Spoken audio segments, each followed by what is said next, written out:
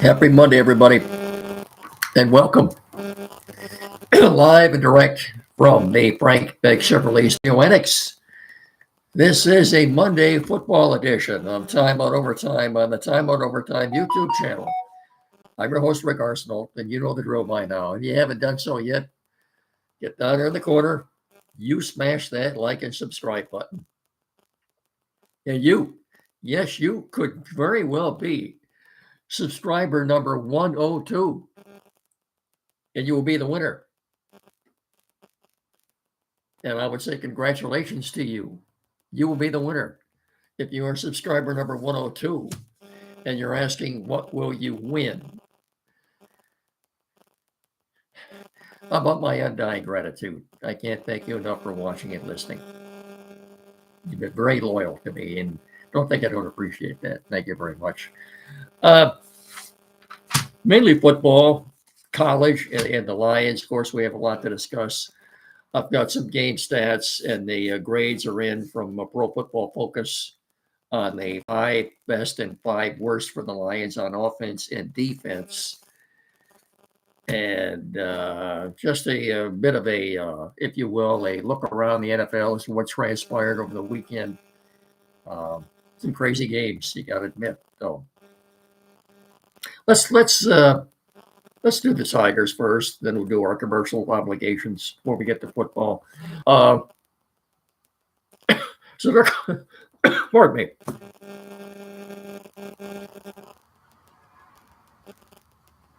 The Tigers are coming off of a 3-3 road trip. They won 2 out of 3 in New York against the Yankees. Lost 2 out of 3 in Miami against a bad Marlins team. They did win yesterday 2-0. But Kiner Montero started that game yesterday. This guy looks like a totally different pitcher. Wonder what they fed him when he was down in Toledo. This guy doesn't look anything like he was when he was there before. He was dominating yesterday, albeit it was a bad Marlin team. But if he could step it up and become a factor in the playoffs, look, they won yesterday and their magic number's down to 7. Here's the problem. The Guardians are coming on like gangbusters. What have they won now? 6 or 7 in a row. They're just coming off of a sweep of the White Sox. They're not hitting a lot. They're not scoring a lot, just enough. They're getting very, very good pitching. So, well, with 12 games left, magic number 7. That means any combination of Tiger wins and Guardian losses, totally 7, would get them their first American League Central Division title since 2014. No, I don't know. If they were to just take 2 out of 3 from the Guardians, the pitching the next 3 nights, Casey Mize, Jack Flaherty, and yes, Tarik Skubal is slated to start Thursday afternoon, unless something else comes up. I think he's fine. Pardon me.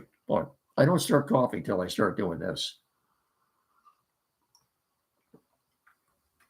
He did take himself out of the game Friday night. That didn't look good.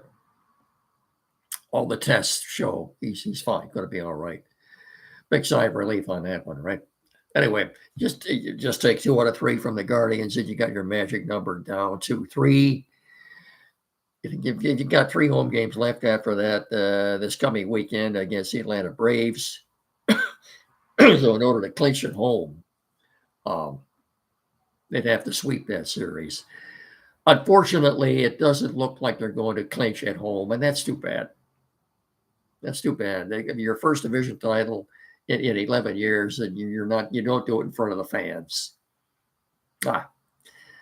It's possible. I mean, in order to do that, they'd almost have to sweep the Guardians. They were sweep the Guardians, your magic numbers 1. Yeah, then they could clinch at home. But Guardians still heavily involved in that wild card chase too, by the way. So 12 games left. This is indeed baseball's home stretch before the playoffs. And Tigers need to pick it up a little bit with the bats too. I think didn't do much yesterday, but they got good pitching. So right now they're 20 games over 500. They're 85 and 65 through 150 games, 12 games left. So here we go, home stretch. Let's hope Casey Mize can continue what he's done his last couple of outings. He's pitched very well, so we'll see. The Guardians, like I say, don't hit a whole lot, but they have very good pitching. So anyway, that series starts tomorrow night. Tigers currently with a 6.5 game lead. They're magic number 7. I think I got you caught up on all that. That's baseball for right now. Okay. Let's do our sponsor. Let's sort of do our sponsor obligations out of the way here before we move into football. Do you see this all right, folks? See this okay? Back it up a little bit. Back it up, back it up, back it up, back it up. There we go. I'll leave that up there for just a few more seconds so you can see that. We're talking about the 10th annual Frank Beck's 10th annual First Responders Tribute Golf Scramble. It's a week from Saturday. Or is it this? What is today? It's this coming Saturday. I'm sorry. Yes, it's Saturday. This coming Saturday at White Oaks Golf Course. Weather looks good. All proceeds go to the Hillsdale Fire Department Station number 3. I'm sorry, I get mine on my calendar dates here. This, where's the time going anyway? Anyway, this Saturday, September 20th at White Oaks Golf Course. Registration begins at 8 o'clock. Shotgun start at 9, $240 a team. Get into Frank Beck, or you can call Frank Beck Chevrolet to register for that. Weather looks good. You'll have a great time out there, I can promise you that. White Oaks Golf Course, and it's for a good cause. Hillsdale Fire Department Station number 3. So, maybe even if you're not a golfer, you just make a donation, get out there and enjoy the camaraderie. I can promise you a very good time and a lot of fun. 10th annual golf scramble this Saturday, White Oaks Golf Course. Registration begins at 8 o'clock. Bright and early. Get out there, you have a good time. Chevrolet, together, let's drive. Chevy drives Southern Michigan, and of course, Frank Beck Chevrolet is indeed the number 1 selling Chevrolet dealer in our immediate tri-state area. We're also brought to you in part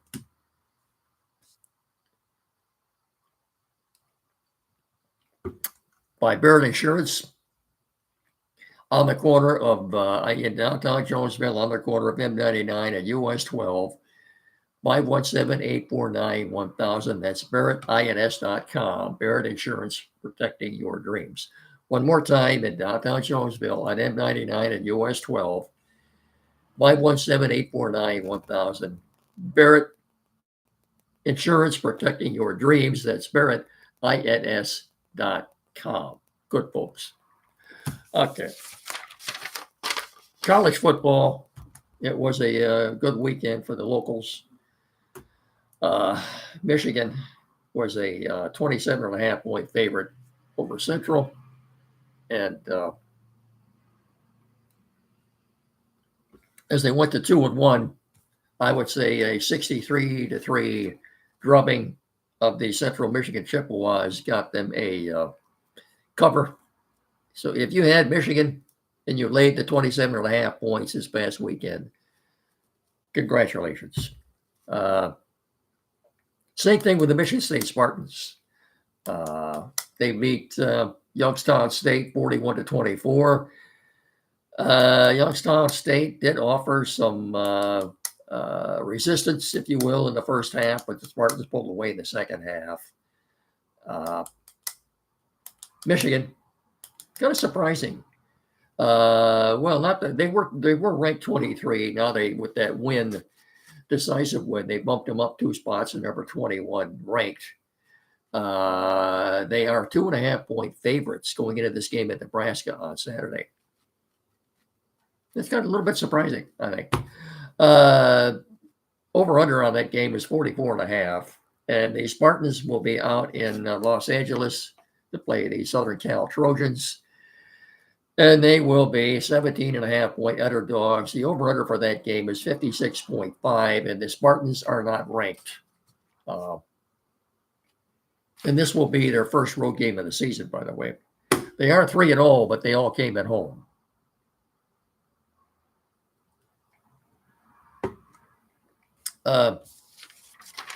Notre Dame, disappointing loss Saturday night. Have disappointing year for Notre Dame, I think, really. With Lloyd Carr's grandson as a Notre Dame quarterback. If you watched that game on NBC Saturday night, you saw that Hall of Fame quarterback Joe Theismann was at the game. Maybe he thought he could bring them some extra motivation or luck or something, but it didn't work. Irish aren't very good this year, folks. They will not be in the playoffs. No, disappointed the Notre Dame fans, but next year, I think they'll be much better next year. But Carr is young, and I think he'll be much better next year. But it's going to be a disappointing year for Notre Dame for all you Irish fans. Is that it for college? We got college out of the way. Of course, Ohio State is still ranked number one. There was an exciting game between Georgia and Tennessee Saturday. Yeah, I hope you got to see that game. Exciting ending. So before we turn our attention to the Lions, Quality PC in downtown Hillsdale, as you've heard many times before, if it wasn't for their help and assistance in helping me to put the production of this thing together, I wouldn't be doing this right now. Tim Lindley, Lindley, and his staff, the best anywhere. There is no other place in our area to go for technical service or assistance, anything. And Quality PC in downtown Hillsdale, 37 Walton Street, directly across the street from Pat Jackson Automotive, about 100 feet, 120 feet west of Hall Street. 517-610-5372. Anything at all, folks. This is the only place to go. We're so fortunate to have them here in our area for technical service. Anything, computers, new or used, flat screen TV mounting, programming setup. Perhaps you're changing internet providers. You need that installed. Printers, new or used, anything at all. Get in there and see them. And in my haste to put the show together tonight, I forgot my colleague Miguel Cabrera, who was a late arrival. He's here now. Get into Quality PC, 517-610-5372, or get in there and see them at 37 Walton Street in downtown Hillsdale. When you do, tell me, Mickey sent you. Will you please? Thank you very much. Lion fans, you feel better now today after what we saw yesterday. I think in every phase of the game, the Lions looked definitely better. The Bears did not. Bears are unfortunately now are 0-2, and Ben Johnson. By the way, Ben Johnson has coached his first two games, as has Aaron Glenn for the Jets, and the two men are a combined 0-4 right now. Who will win their first game first? Ben Johnson or Aaron Glenn? We'll see. Remains to be seen. But right now they are a combined 0-4. And I don't think either team has looked very impressive. Caleb Williams has looked okay, and Justin Fields has looked even worse. No, it's not going to be a good year either for the Jets or the Bears, unless they can pick it up somewhere. Look, the Bears appear to have issues with the offensive and defensive line. I know they're battling some key injuries, but everybody else is too. But speaking of injuries too, Lions in Baltimore next Monday night for Monday Night Football. Did get some good news today in regard to that. You don't like to see anybody get hurt, but the Ravens linebacker, former Lion Kyle Van Noy, is going to be out about 2 or 3 weeks with a hamstring issue. So the Lions will not see him. I think that gives them a little bit of an advantage when they have the ball. Boy, if the Lions get to somehow win this game, or even just keep it competitive, I think it'd be a win. Ravens are tough, especially in that stadium. Yeah, Packers got to play a lot of these teams. They got to play the Eagles just like the Lions, and they got to play the Ravens. But they get them at home instead of on the road. That's a huge difference. A huge difference. The Packers started out with 2 home games. Now they finally get a home game, and I think it's at Cleveland. Look, if the Lions start 2-2, I think they'll be in good shape, but they may already be 2 games behind Green Bay. I guess the good news is the Vikings did not look very good last night. They did not score a touchdown. J.J. McCarthy did not look good, and this is what you're going to get with a rookie quarterback. Sometimes, some weeks he'll look good, and other days he won't. I think that's what the deal with J.J. McCarthy. Vikings defensively looked all right, but Falcons, Penix, I think, will look very good. I'm just glad the Lions don't have to play the Falcons this year. B.J. Robinson has to be in the top 3 or 4 running backs in the league right now. He looked awfully good last night. Boy, that guy's a heck of a runner and a receiver. Before I forget, too, don't forget there's a Monday night doubleheader tonight. Okay, Bucks and the Texans at 7 o'clock on ABC. 10 o'clock game or 10:15 somewhere there on ESPN will feature the LA Chargers, Harbaugh's Chargers. I forgot who they're even playing tonight. Is it the Raiders? I think it is. That's the nightcap. Why are they playing a doubleheader tonight? I don't know. Anyway, Lions looked like a completely different team yesterday. Dan Campbell guaranteed a win, and I guess they won impressively in every phase. The offensive line looked a lot better. Tate Ratledge played well. Defensively, the other rookie, Tyleik Williams, had a very good game on the defensive line. They sacked Williams 4 times. Hutch had his first sack. Marcus Davenport had a sack. Branch, to me, was the player of the game yesterday. And Al-Qadim Muhammad had the other sack. And in the course of sacking Williams, Davenport left the game in the first half with an ankle issue, came back and played the second half and got that sack on Caleb Williams and did something to his shoulder. He was seen with an ice pack on the shoulder after the game yesterday. Dan Campbell said this morning the Lions are seeking a second opinion. We don't know anything yet on what this could be. I don't know. It's possible, though, he could play in Baltimore Monday night. We'll just have to wait and see. It's concerning because the Lions are at thin at edge right now. If he were to not able to play this game, would be out for several weeks. And I'm sure you'd see them promote someone from the practice squad. That's the one criticism fans have had of Brad Holmes right now. He doesn't have enough depth at edge. And they're probably right.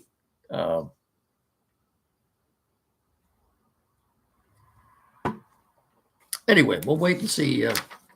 We should know something within the next 48 hours or so on Marcus Davenport. Looking at the final stats, passing yardage, Lions had 334 to the Bears, 265. Passing touchdowns, the Lions had 5. Goff was great yesterday, except when he was trying to get up in the stands. He needed a boost from that young lady. He needed some help getting up there. Wasn't easy for him, but he made it. Bears had 2 passing touchdowns yesterday. Rushing yardage, Lions 177. Bears 134. Rushing TDs, the Lions had 2. The Bears had 1. Total yardage, Lions 511. The Bears 339. Pro Football Focus grades from the game yesterday. Who graded out as the highest and 5 highest and 5 lowest offenders on defense and offense? Well, let's look at this. This according to Pro Football Focus. I'm almost done. The highest defensive grade for the Lions yesterday, and it's easy to understand, was Brian Branch with a 91.4. Defensive end Aiden Hutchinson, 80.8. Defensive end El-Khalid Muhammad, who I mentioned, 76.4. Then Marcus Davenport, 70.9. And defensive lineman DJ Reader, 70.9. Those were the highest grades on defense. The 5 lowest graded defenders with at least 10 snaps. I should have pointed that out. These are players that had at least 10 snaps yesterday. The defensive lineman, Roy Lopez, I don't even remember his name mentioned much at all. 45.8. Quarterback Kerryon Arnold, boy, you got to say he's been a bust so far, don't you? According to Pro Football Focus, he only graded out at 48.6. Safety Kirby Joseph did have an interception, graded out at 48.9. Linebacker Alex Anzalone, I thought he played a better game than this. His only grade was 54.7. Defensive lineman Makai Wingo, playing his first game back, also 54.7. A little surprising. Highest graded offensive and lowest graded offensive players, according to Pro Football Focus. Highest wide receiver Amon-Ra St. Brown, 91.6. Quarterback Jared Goff, of course, 85.1. Wide receiver Isaac Tesla, with that great catch he made at just before the halftime, 76.4. Wide receiver Jameson Williams only caught 2 passes, but he did score a touchdown, 74.8. And tight end Brock Wright also scored a touchdown, 74.6. Lowest graded 5 lowest graded players on offense. I think a little bit surprising. I thought he played better than this. Offensive lineman Tate Radlich only graded out at 56.2. Offensive lineman Graham Glasgow, 56.7. Another offensive lineman Christian Mahogany, 61.7. Tight end Sam Laporta, 62.0. And wide receiver Khalif Raymond at 64.1. I thought really, look, these people obviously know what they're doing at Pro Football Focus, but I thought the offensive line played better than what they're grading them out as. Much better than they did the week before. I think they'll get better with each game. I think everybody on the Lions will, especially on that offensive line. I look for improvement from one week to the next. Last time I looked, early line on the Lions Ravens was the Ravens were 6.5 point favorites. We'll see what happens with that as the week goes on. That's going to do it. We're all done here. I'll talk to you all again on Wednesday. Don't forget, every Saturday morning here locally on WCSR 92.1 FM from 9 to 10. Andy and Jen on the Timeout Show. So until Wednesday, I can't thank you enough for watching and listening. Tell your friends. Remember, subscriber number 102 will be the winner. And so until Wednesday, remember, please treat each other with respect. And again, thank you so much for watching and listening. So until then, I'll simply say, have yourselves a good rest of your evening. And so long, everybody. Bye-bye.